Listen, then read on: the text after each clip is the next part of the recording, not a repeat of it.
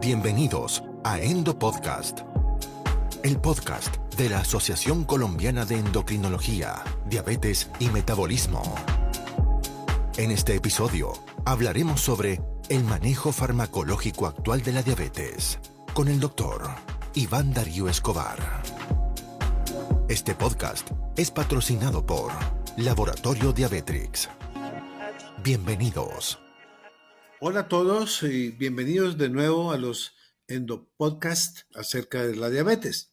Hace unos pocos días les hablé del manejo integral de la diabetes, algo fundamental para lograr mejores metas en el control de la persona con diabetes. No solo control de sus glicemias, sino de sus otros problemas de salud. Hoy hablaremos de algo más relevante para los médicos y es sobre el manejo farmacológico de la diabetes. Soy Iván Darío Escobar, médico internista y endocrinólogo. Llevo más de 30 años trabajando permanentemente con personas con diabetes. Los primeros 18 años con la Asociación Colombiana de Diabetes y los últimos 13 años en mi centro, el Instituto de Diabetes y Endocrinología. He sido además presidente de la Asociación Colombiana de Endocrinología, de la Fundación Colombiana de Obesidad y de la Federación Diabetológica Colombiana. Y antes de ponerme a hablar de medicamentos, quiero que nos pongamos de acuerdo en dos asuntos. El primero es que, por favor, dejen esa terrible y fatídica inercia médica. Seamos más proactivos. Google dice que la proactividad es el acto de actuar rápidamente para evitar futuras complicaciones. Sí, hagamos las cosas a tiempo para lograr el mejor control posible de nuestros pacientes. Entre otras, no nos dejemos enredar por los pacientes que nos inducen a la inercia cuando nos suplican, por favor no me ponga más medicamentos o no me ponga la insulina, por favor. Les juro que ahora sí voy a hacer dieta y ejercicio. Y llevan varios años diciendo lo mismo. Actuemos a tiempo para hacer los ajustes del tratamiento a tiempo, sin demoras, por favor. Lo segundo es decirles que me gusta estar viviendo en esta época de tratamiento de la diabetes, muy distinta a la de hace pocos años. Vengo de un pasado glucocéntrico, en la que mejorábamos en algo las glicemias, pero muy poco las condiciones de los pacientes. Luego fui testigo de la caída de las sulfonilureas de primera generación, cuando se publicó el estudio UGDP, que demostró mayor mortalidad con estos medicamentos. Luego le siguieron las sulfonilureas de segunda y tercera generación, que han demostrado disminución en complicaciones microvasculares, pero aún nos dejan la duda de mayor mortalidad cardiovascular. También he vivido una historia formidable de la metformina que nos ha demostrado que disminuye complicaciones micro y macrovasculares, estas últimas demostradas al menos en 2 metaanálisis recientes. Y finalmente he logrado llegar y disfrutar de un presente donde podemos hacer un excelente control glucémico, al igual que lograr la prevención o retardo en la aparición de las complicaciones micro y macrovasculares, además con reducción en la mortalidad y de otros factores de riesgo cardiovascular, como lo ha sido con los análogos del receptor de GLP-1 y los inhibidores de SGLT2. Diría que ahora estamos en la época dorada de la diabetes y les cuento que estamos a puertas de la era de diamante con las nuevas incretinas que revolucionarán más el tratamiento de la diabetes. Las llamamos twincretinas, tal como la tirzepatide. Y en un futuro muy cercano tendremos las insulinas que tienen tiempo de acción más prolongado, de una semana, tal como lo tiene la insulina Icodec. Y lo mejor será ver esta misma insulina mezclada con un análogo de GLP-1 que tenga una acción de una semana también. Ya verán, esto será pronto. Ahora sí hablemos con mayor propiedad del manejo farmacológico actual de la diabetes. Ante todo, debemos saber que existen 11 clases terapéuticas de antidiabéticos. En Colombia solo tenemos 6, los cuales son: la primera, la metformina, única biguanida en el país. La segunda son las sulfonilureas, que en Colombia tenemos la glibenclamida, glimepirida y la gliclazida. La tercera son los inhibidores de la enzima DPP4, como son sitagliptina, vildagliptina, saxagliptina y la linagliptina. La cuarta son los análogos del receptor de la GLP-1, los cuales en Colombia están la exenatide, liraglutide, semaglutide, dulaglutide y la lixisenatide. Esta última viene en combinación con la insulina glargina. La quinta clase terapéutica son los inhibidores de la SGLT2 o cotransportadores de sodio glucosa, los cuales tenemos la empaglifosina y la dapaglifosina. Y por último, el sexto grupo terapéutico son las insulinas, que las hay de diferentes tipos y diferentes tiempos de acción, que por lo escaso del tiempo no podré mencionarlas y explicarlas una por una. Brevemente describiré los mecanismos de acción de cada una de ellas. Así, la metformina activa el AMPK o proteína quinasa activada por el monofosfato de adenina, lo que suprime la producción de glucosa hepática. Igualmente mejora la sensibilidad a la insulina y disminuye la absorción intestinal de glucosa. Las sulfonilureas actúan sobre los receptores de sulfonilureas en las células beta del páncreas, lo que activa la liberación de insulina preformada.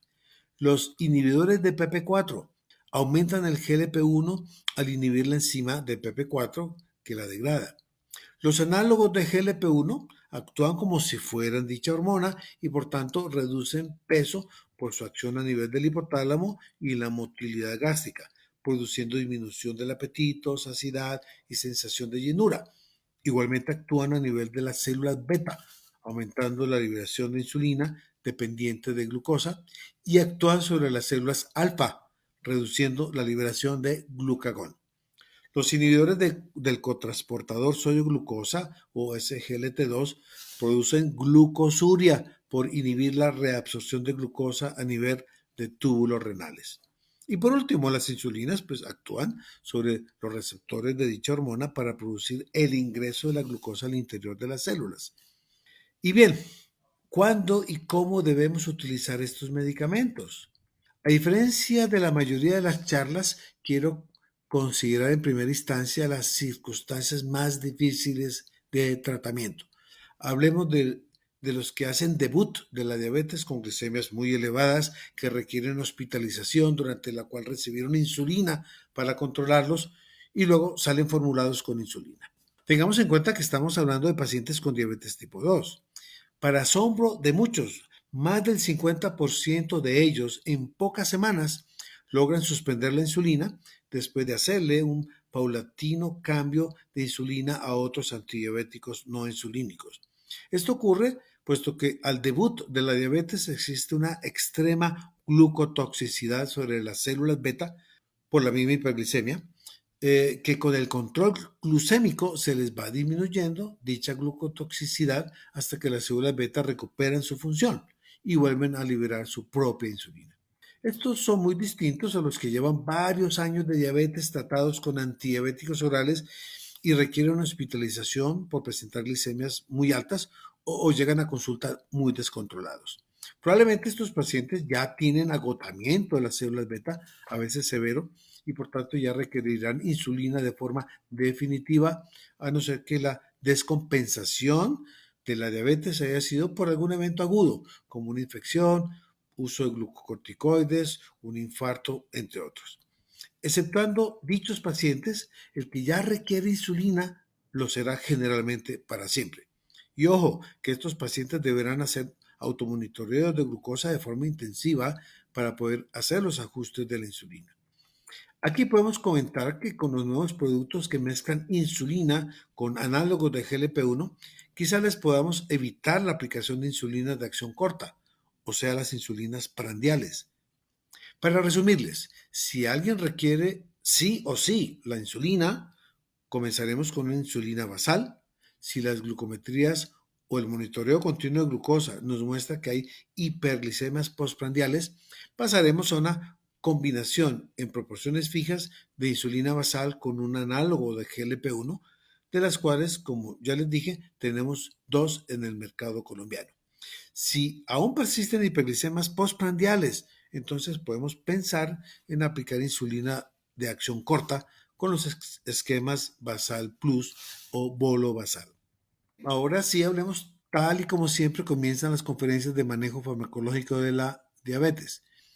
En el paciente con glicemias no muy altas, quizás con hemoglobinas de menos de 7,5 u 8, además de los cambios terapéuticos en el estilo de vida, añadiremos la metformina. Sin embargo, si la hemoglobina glicosilada está mayor de 7,5 u 8, podemos iniciar con la metformina más un segundo medicamento. O sea, de entrada le iniciaremos terapia dual. Vale la pena señalar que la metformina va a ser la compañera ideal en las terapias dobles o triples utilizadas cuando la hemoglobina glicosilada inicial es alta o no se han logrado las metas de control glucémico, como más tarde lo podemos discutir. Pero desde un comienzo debemos definir si un paciente tiene establecida enfermedad cardiovascular aterosclerótica o alto riesgo cardiovascular o enfermedad renal crónica o falla cardíaca. En ellos, la indicación es utilizar un análogo de GLP-1 o un inhibidor de CGLT2. Los análogos de GLP-1 serían utilizados más ante la presencia o riesgo alto de enfermedad cardiovascular aterosclerótica y los inhibidores de SGLT2 serían utilizados más cuando hay una enfermedad renal crónica o falla cardíaca. Pero tengamos presente que ambos medicamentos o medicaciones pueden, por supuesto, ser formuladas concomitantemente con la metformina sin ningún inconveniente. Ahora bien, si la persona no tiene enfermedad cardiovascular o enfermedad renal y no ha logrado metas de hemoglobina glicosilada con el tratamiento de dieta, ejercicio y metformina, pues puede añadírsele un segundo medicamento. Mas el asunto se complica cuando debemos decidir por tres cuestiones adicionales. El primero es si necesitamos mejorar el peso del paciente. El segundo es si queremos minimizar los riesgos de hipoglicemia. Y el tercero es cuando hay que considerar problemas de tipo económico. Si decidimos la ruta de bajar de peso al paciente, pues eventualmente tiene sobrepeso u obesidad, el medicamento de elección sería un análogo de GLP-1. Y bien sabemos que estos análogos de GLP-1 logran bajar de peso a los pacientes, además de mejorar las glicemias. Una alternativa son los inhibidores de SGLT2, que también bajan de peso, no tanto como los GLP-1, pero tienen la ventaja de que no son inyectables. Si en el seguimiento del paciente para evitar la inercia terapéutica vemos que aún no hay control glucémico, podemos combinar ambos tipos de medicamentos, o sea, que ya tendrían tres medicamentos: la metformina, un análogo de GLP-1 y un inhibidor de SGLT2. Y luego, si es necesario, podemos añadir un cuarto medicamento que podría ser sulfonilurea o una insulina basal. De otro lado, si el paciente muestra signos y síntomas de descompensación diabética, ya estamos obligados a utilizar la insulina, como lo explicamos anteriormente. Si lo que nos preocupa son las hipoglicemias, pues aún necesitamos que el paciente esté bien controlado. Podemos añadir a la metformina uno de los medicamentos que no producen hipoglicemia. Aquí estarían los inhibidores de PP4, los análogos de GLP-1 y los inhibidores de SGLT2. De nuevo les comento que si no logramos control glucémico con la combinación de dos medicamentos, pues podemos añadir un tercero. Tengan en cuenta que si está utilizando ya un GLP-1, no debe utilizarse un inhibidor de PP4. Pero hemos hablado de las sulfonilureas, o poco hemos hablado de ellas. La verdad es que aún existe la incertidumbre sobre el aumento del riesgo cardiovascular. Las que han demostrado algo de seguridad cardiovascular son la glimepirida y la gliclazida, no así la glibenclamida. También preocupa que las sulfonilureas aumentan de peso. Por tanto, considero que podrían ser utilizadas la glimepirida y la gliclazida, no así la glibenclamida, en pacientes que requieran un segundo o tercer medicamento, pero no lo prescribiría en pacientes con alto riesgo cardiovascular o con enfermedad cardiovascular establecida, ni en pacientes con exceso de peso, en quienes sería mejor prescribirles otros medicamentos.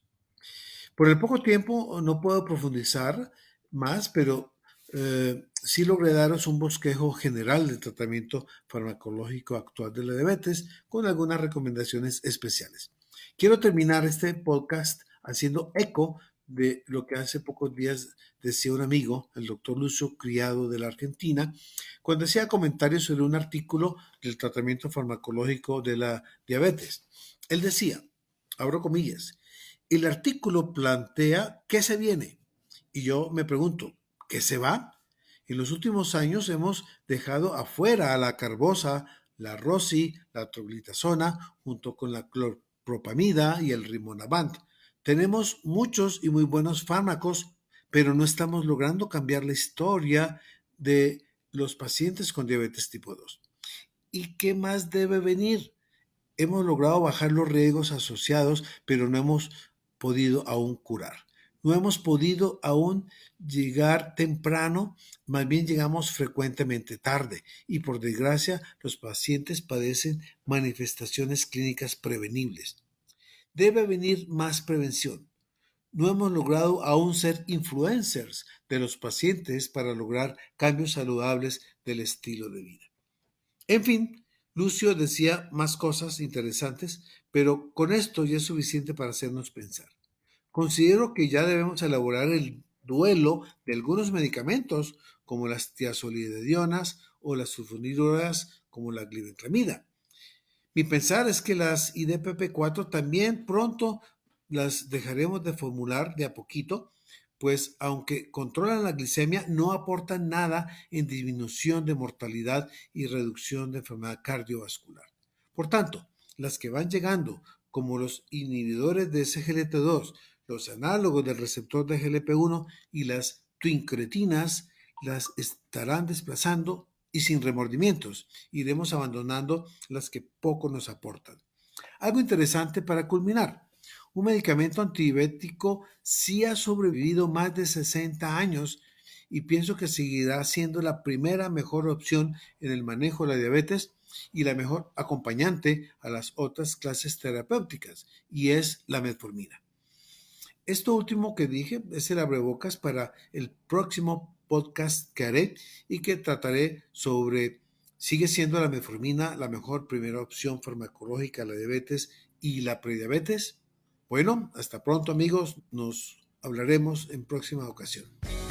Este podcast es posible gracias a G-Med, única metformina con la tecnología G-Tabs y en solución oral. Una marca Diabetrix. Esto fue Endo Podcast. Los invitamos a conocer más contenidos en la web www.endopodcast.org y suscríbase al newsletter. Síganos en nuestro Instagram. Encuéntrenos como @aceendocrino. Nos reencontraremos brevemente en una nueva dosis de Endo Podcast. Gracias por escucharnos.